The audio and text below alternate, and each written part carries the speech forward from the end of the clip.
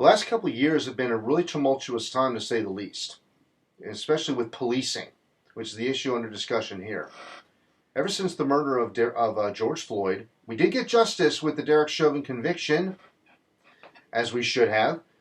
We had other instances where it wasn't so much, not such a good day when Kyle Rittenhouse was acquitted on everything. That got under my skin quite a bit. But what I really want to talk about here is the framing of defund the police, which really should not be the phrase. I think the framers and the organizers of this really did not think this whole thing through.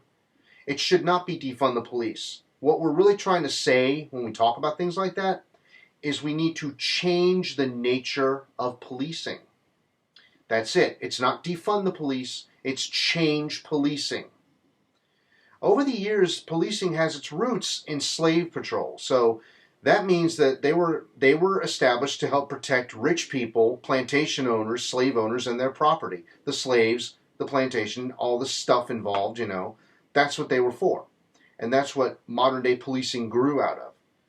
So the culture of policing is a huge problem based on that alone, because it really hasn't changed all that much. Where do we see police in the country?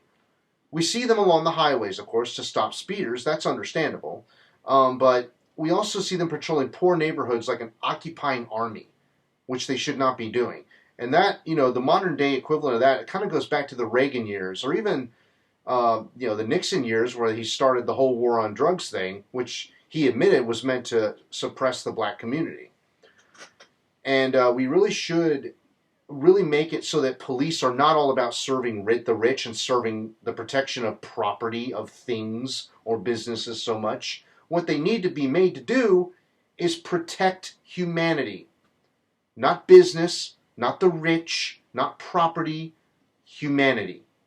Police in this country made to serve and protect humanity.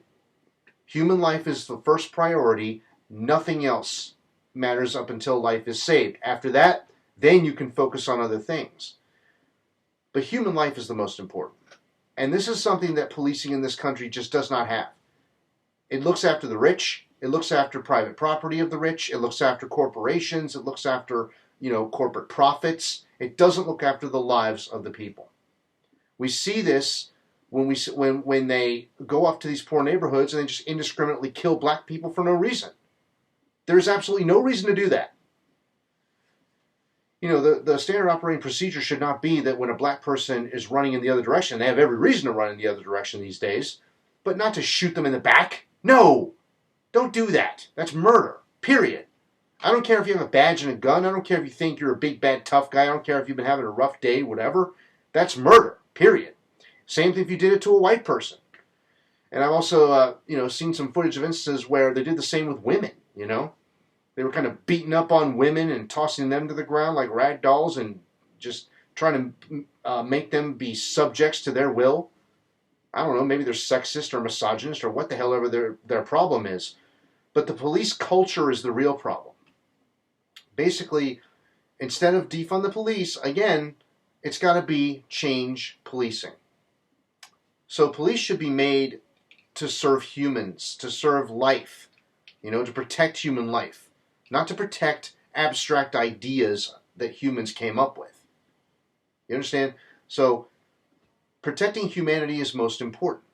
So it shouldn't be so much on punishment if someone is speeding, if someone is taking a substance. In fact, I believe all drugs should be legalized, taxed, and regulated. Okay? And where police can get involved is not so much in the police in general, but it's in social work. It's in providing free at the point of service as part of the universal health insurance system, sort of like Alcoholics Anonymous or the drug rehab centers, all that. They should be part of it. They should be part of, how people get help. That's what they need. If someone has a problem, an addiction of some kind, they need help. They don't need to be thrown behind bars, and they don't need to be beat up and shot by police. And they need to get out of these poor neighborhoods, really. We need to stop occupying these neighborhoods like an army. I mean, to a smaller degree, this is kind of what, the Europeans experienced with the Nazis invading their countries. They're harassing certain people on the streets. I'm sure you all know what I'm talking about. Well, that's kind of what some police do. Not all of them.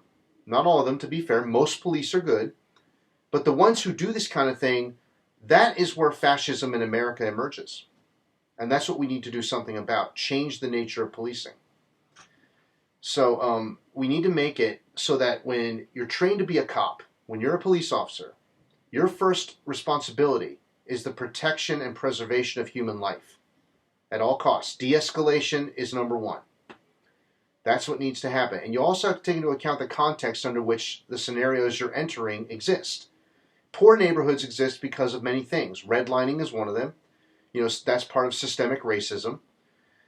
And we cannot be having these police officers going into these poor neighborhoods to harass them. What needs to happen is we need more social work involved there to try to help lift up these communities and build themselves up so that they're not, under the jackboot of the police that are an extension of slave patrolling from the plantation days.